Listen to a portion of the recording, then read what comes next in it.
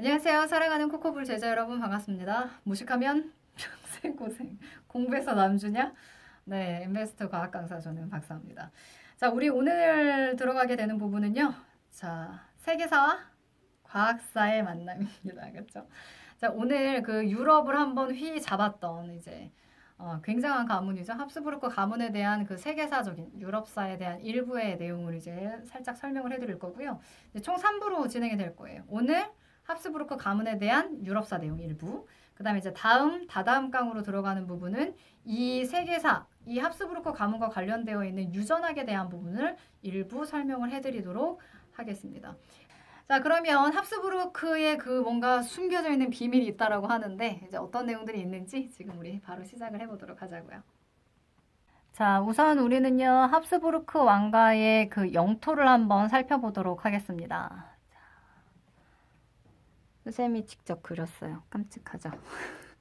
쌤이 참고로 미술을 전공한 사람이 아닙니다, 여러분. 자, 여기 지금 보면은 유럽 지도의 일부를 선생님이 그려봤어요. 여기 아래쪽으로 보이는 부분이 선생님이 다 그리진 않았지만 이쪽이 이제 지중해가 되고요. 그 다음에 지금 여기 장화 모양으로 있는 부분이 이탈리아예요. 중간중간에 뭐 시칠리아라든가 이런 여러 가지 섬들이 있고요. 그 다음에 이쪽이 이제 에스파냐, 여러분들 스페인으로 알고 있는 나라가 분포되어 있고, 그 다음에 이 위쪽에 있는 섬나라 보이시죠? 이게 영국이에요. 그리고 여기 지금 굉장히 큰 초록색으로 색칠되어져 있는 부분이 있는데 경계가 또렷하진 않아요. 지금 현재의 그 유럽의 지도는 아니에요. 이제 경계를 일부러 안 매겼어요. 이제 합스부르크 가문이 가지고 있었던 영토에 대한 부분은 선생님 파란색으로 색칠해 놓은 건데 어마무시하죠. 이제 위쪽으로 들어가는 부분이 체코, 그 다음에 이제 아래쪽으로 내려가서 오스트리아, 그 다음에 이제 헝가리가 있을 거예요. 그 다음에 여기는 이태리고, 이태리의 일부도 가지고 있어요. 그 다음에 이쪽이 독일이에요. 독일 땅도 일부 있죠. 그쵸? 그 다음에 이제 여기 벨기에라든가 네덜란드 이쪽으로 들어가는 땅도 가지고 있어요. 그러니까 주 땅이라고 했을 때는 요 세 땅이 주 알짜배기 땅이었었다라고 생각을 하시면 됩니다. 그럼 선생님이 여기다가 지금 하트 모양을 표시를 해놓은 게 뭐냐면 우리가 지금 보는 부분이 유전학이잖아요. 그러니까 유전이라고 하는 거는 내가 가지고 있는 특성들, 형질들이 자손한테 이제 넘겨가는 그 과정에 대한 부분을 우리가 원리를 다음 강에서 공부를 하게 될 건데 결국에는 부모한테 있는 형질을 자손한테 넘겨주기 위해서는 네, 결혼을 해야 돼요. 그래서 여기에 있는 사람, 여기 있는 사람, 결혼, 여기, 결혼, 네, 결혼 표시예요. 그죠? 자, 그러면 그 합스부르크의 가장 유명한 네, 공작이죠. 네, 까를 5세에 대한 부분을 선생님이 꽁트로 준비를 해봤어요. 원테이크예요. 이것도 선생님이 그렸어요. 깜찍하죠? 자, 요즘 까를 5세가 있습니다. 배가 고프군. 전하, 음식을 드리겠사옵니다. 조선시대 같네요. 여기 고기가 있습니다. 전하, 얼른 잡수시옵소서. 먹을 수가 없구나. 왜 먹을 수가 없으시옵니까, 전하? 너도 알다시피 나는 턱이 크다. 나는 부정교합이라 음식을 씹을 수가 없다. 전하, 그러시오면 제가 고기를 잘게 저며드리겠사옵니다.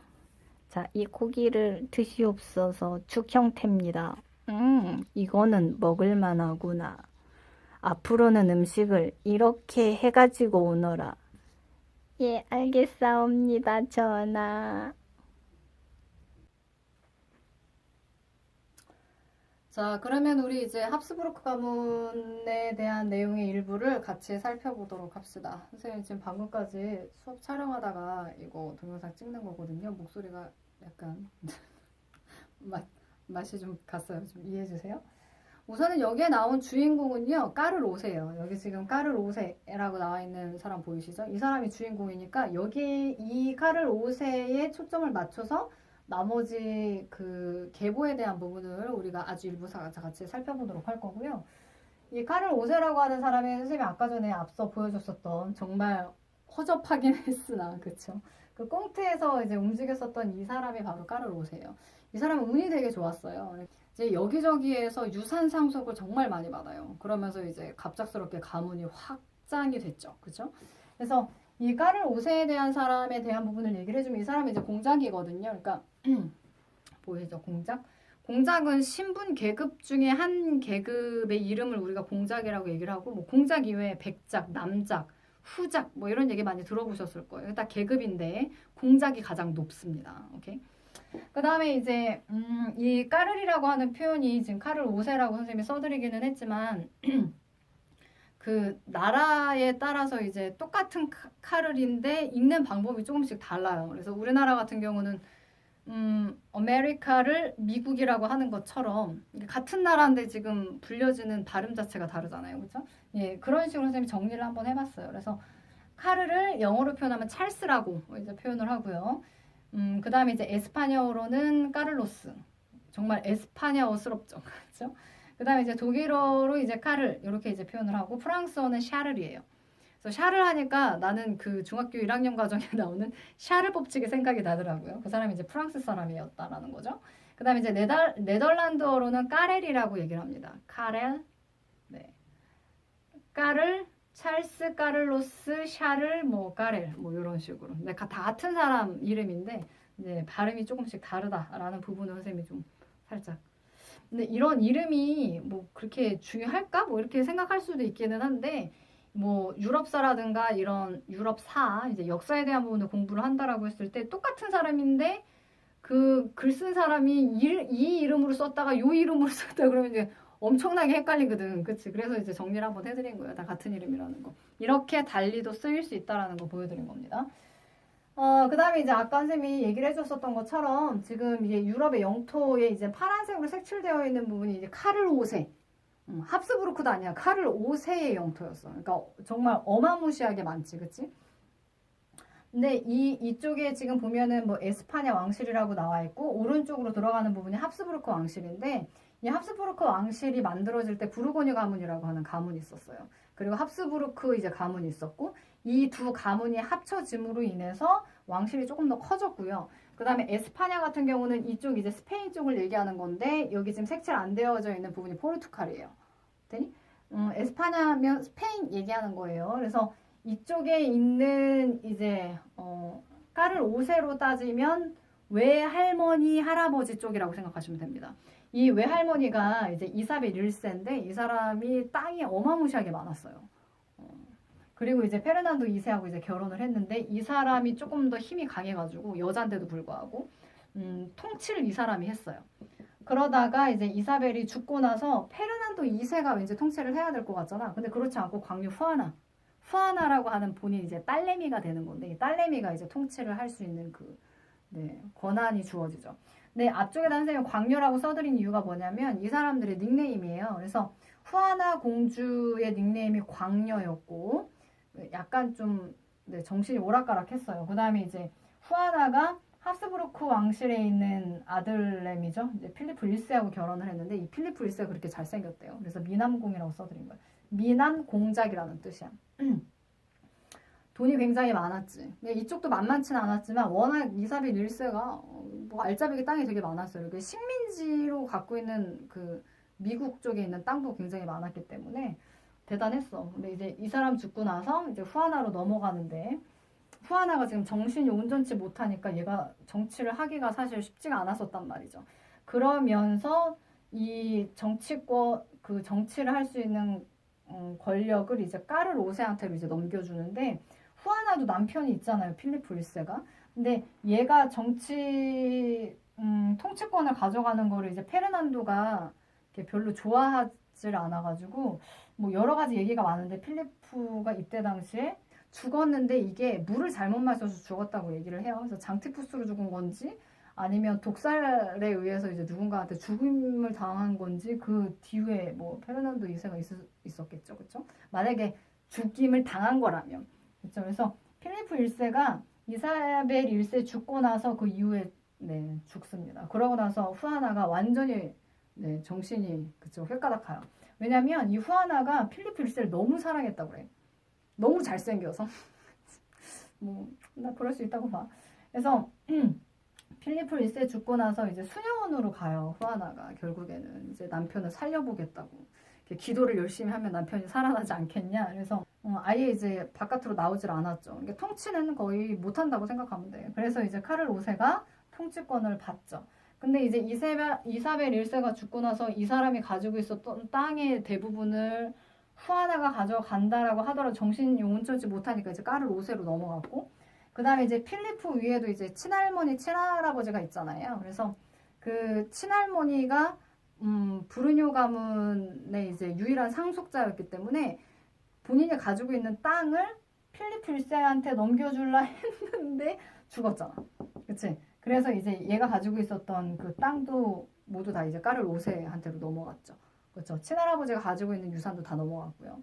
그래서 카를 5세가 본의 아니게 이렇게 위에 있는, 그치, 계보를 봤을 때 이제 할머니, 할아버지도 돌아가시고 엄마 온전치 못하고 이제 아빠도 또 일찍 돌아가시다 보니까 어린 나이에 정말 많은 땅을 유산으로 받아요. 그리고 카를 5세는 장남인데 이제 차남이죠. 이제 둘째 아들이 그치, 페르디난트라고 하는 이제 둘째 아들이 있었는데, 이 카를 5세 같은 경우에는 아까 선생님이 얘기해드렸잖아요. 여기가 이제 네덜란드고 여기가 에스파냐인데, 네덜란드에서 첫째 아들 카를 5세가 태어났고요. 그 다음에 이제 에스파냐에서 둘째 아들 페르디난트가 이제 태어났는데, 이사벨 1세, 페르난도 2세가 여기에 이제 거주를 하고 있잖아요. 그러니까 첫째 아들은 네덜란드에서 나고 둘째 아들 여기서 낳기 때문에 여기에서 둘째 아들이 컸단 말이에요. 네덜란드에서 첫째 아들 카를 5세가 이제 컸고. 그러다 보니까 이제 에스파냐 왕실 이사벨이라든가 페르난도가 차남을 훨씬 더 사랑했어요. 그래서 결국에는 통치권이 후아나, 얘는 좀 무리가 있으니까 이쪽으로 넘겨주고 싶었던 거지. 페르디난트한테. 근데 지금 장남이 살아있는데 그게 가능하겠냐고. 그래서 중간에 이제 카를 5세가 그럴 수는 없다. 중간에 여러 가지 수를 많이 써요. 그래서 동시에 후아나하고 내가 같이 이제 다 돌아가셨으니까 같이 이제 통치를 하겠다라고 얘기를 했는데, 사실상 후아나는 통치를 할 수 있는 상황이 아니잖아요. 정신이 온전치 못해서. 그래서 이제 카를 5세가 결국에는 통치를 하게 되는 상황으로 이제 넘어가게 된 거죠. 그때 당시에 막 후아나가 이제 필리프 1세가 이미 죽었는데 이제 매장을 해야 되잖아. 근데 이제 살아날 수 있다라는 그 희망 때문에 그 썩어가는 시체를 계속 이제 자기 곁에다 뒀다 그래요. 그래서 좀 그때 당시에 냄새가 장난이 아니었고 이제 전염병 이런 것들 때문에 주변 사람들이 많이 죽었다는 얘기도 있고, 이게 참 그래. 에스파냐 왕실은 여기고 합스부르크면은 이쪽이거든요. 그래서 이 후아나하고 그러니까 필리프 가는 곳에 항상 후아나가 따라가. 그러다 보니 이게 둘이 부부가 이제 본의 아니게 여행 아닌 여행을 이제 하게 되는 경우가 많죠. 뭐 어차피 자기 땅이긴 한데 여기에 있다가 이쪽으로 갔다가 장모님하고 좀 보러 갈까 그러면 이제 이쪽으로 또 여행을 가기도 하고, 그쵸? 여기서 첫째 아들 낳고 이제 이쪽 장모 장인을 보러 그치? 이쪽으로 여행을 했는데 여기서 이제 둘째 아들을 낳고, 그 다음에 이제 여기서 좀 지내다가 에스파냐에서 지내다가 셋째 아이를 또 이제 그쵸, 또 다음 아이를 가졌는데, 필리프 1세가 아이는 나는 이미 가졌는데 후아나가 이미 임신을 했는데 얘가 이제 죽은 거예요. 필리프 1세가. 그래서 나중에 아이를 출산을 했는데 그게 이제 딸이었어요. 그래서 얘가 수녀원에 있을 때 그 딸도 같이 수녀원에 있었다고 해요. 그래서 나중에 이제 후아나 죽고 나서 카를 5세가 그 여동생이죠. 자기한테는 여동생을 이제 데리고 와서 다시 왕료로 앉히는 이제 그런 작업을 하게 됩니다. 근데 카를 5세도 지금 주걱턱이 좀 심하죠. 그러니까 이때 당시에 합스부르크가 어떤 식으로 이제 머리를 썼냐면, 전쟁을 좀 피하고 싶고 재산을 좀 더 이렇게 축적을 하고 싶어가지고 주변에 있는 돈 있는 다른 가문들하고 정략 결혼을 많이 했어요. 얘네 둘도 정략 결혼이었어요. 그래가지고 결혼을 함으로 인해서 뭔가 이렇게 약속 같은 걸 맺게 되는 거죠. 우리끼리는 전쟁하지 말자. 그치? 그러면서 이제 왕실이 조금씩 계속해서 커졌는데, 카를 5세가 이제 판단 미스였지. 땅이 너무 많아졌잖아. 그러다 보니까 이게 만약에 다른 나라에 있는 다른 공주라든가 왕자하고 이제 결혼을 하게 되면 재산이 어느 정도 이제 찢어지는 거를 생각을 해서 같은 가문 안에 있는 사람들끼리 결혼을 시키려고 이제 이때부터 그쵸, 계획을 짠 거예요. 그래서 이거 이후로 들어가는 이제 카를 5세가 이사벨하고 포르투갈에 있는 이사벨과 결혼을 해서 필리피 2세를 이제 출산을 했는데, 이 이후에는 선생님이 쓰지는 않았거든요. 근데 결혼하는 과정을 보게 되면, 이 계보를 보게 되면 다 한 가족 안에서 네, 결혼이 이루어져요. 그러니까 지금 뭐 필리피 2세라고 지금 나와 있기는 한데, 합스부르크 왕실에 있는 뭐 무슨 고모, 뭐 내지는 사촌 여동생 뭐 이런 사람들이랑 계속 결혼을 하는 거야. 나 선생님 박씨니까 박씨 가문 안에 있는 사람들끼리 그냥 계속 결혼을 하는 거예요. 그래서 계보가 여기에다가 저쪽 나라에 있는 뭐 누군가 공주하고 결혼하고 이렇게 뭐 출산하고 이런 게 아니라 다 여기에서 얘가 얘 뭐 이런 식으로 엮여 있어. 그러니까 되게 웃긴 거야. 그러니까 이거를 우리가 이제 근친이라고 얘기를 하잖아요. 가족 사이에서 계속해서 결혼하는 거. 그러다 보니까 안 그래도 까르로세가 주걱턱이 너무 심해가지고 부정교합이 있었거든요. 그러니까 음식을 씹어야 되는데 이게 쉽지가 않은 거야. 근데 다 같은 가족들이니까 이제 주걱턱이 다 조금씩 있는데 이 주걱턱끼리 계속 결혼을 하다 보니 이 주걱턱이 점점 더 심해진 거죠. 그래서 결국에는 마지막에 이제 결국에 합스부르크 가문이 대가 끊겨요. 그래서 아들을 낳아줘야 되는데 아들이 그쵸 그냥 아이 자체를 못 낳았어. 예. 주걱턱도 심했지만 되게 병약한 아이가 계속 이제 출산이 되다 보니까 아이를 가질 수가 없었던 거예요. 그 유전병이 폭발한 지점이 바로 까를로스 2세입니다. 네, 까를로스 2세 같은 경우는 초상화를 보면 주걱턱도 심하지만 그냥 얼굴 봤을 때 뭐 물론 그림이기는 하나 매우 병약하게 생겼어요. 그러니까 되게 기운도 없어 보이고 그치 되게 비리비리해 보이고 약간 그런 느낌이 있어요. 나중에 초상 한번 보세요. 그래서 이 사람이 이제 에스파냐 이제 국왕이었는데 아이를 낳지 못하다 보니까 이제 합스부르크 가문이 여기서 대가 끊기죠. 이게 이제 합스부르크 왕가에 대한 일부 내용입니다. 그래서 나중에 여러분들이 유럽을 여행할 기회가 있다라고 하면 합스부르크 왕가의 그런 의리의리한 궁전이라든가 이런 것들을 볼 기회가 되게 많아요. 그리고 마리 앙뚜아네트가 합스부르크 가문 사람이에요. 그 사람이 원래는 이제 프랑스에서 프랑스로 온 건데 원래는 오스트리아 사람이에요. 오스트리아 사람인데 시집을 글로 보낸 거지 프랑스로. 네, 결국에는 안타깝게 프랑스 혁명이 일어나면서 이제 단두대에 목이 잘렸는데 그러니까 합스부르크 왕실에 있는 사람들이 전체적으로 좀 미남 미녀들이 많아. 그치? 필리프 1세도 그치? 미남공이라고 좀 쓰여져 있잖아요. 지금 여기에 나와 있는 내용들은 그 유럽사에 대한 일부 내용을 선생님이 이제 설명을 해드렸어요. 까를 5세가 이제 주인공이었고 대가 끊기는 지점까지 해서. 근데 대가 끊긴 이유가 뭐예요? 결국에는 유전병에 의한 그 대의 끊김이에요. 그래서 지금 선생님이 설명을 해드린 부분이 뭐예요? 결국에는 근친이잖아요. 근친운. 그치? 이게 뭘 의미하는 거냐? 열성 순종에 해당되는 유전인자가 계속해서 발현이 되는 거거든요. 그쵸? 그래서 그 열성 순종이라고 하는 단어를 혹시 수업을 듣는 학생 중에 아는 학생도 있을 것이고 그렇지 못한 학생도 있을 것인데 이거는 과학 용어예요. 그래서 유전학으로 이제 들어가게 되면 이제 다다음 강이 되겠죠? 그때 이제 유전학에 대한 부분을 같이 얘기를 해보도록 할 거예요. 같은 가문 안에 같은 가족들끼리 결혼을 하게 되면 왜 이런 유전병이 더 심하게 발현이 되는 것이냐 라는 부분을 우리가 생명과학 파트에서 조금 더 자세히 배우게 될 거예요.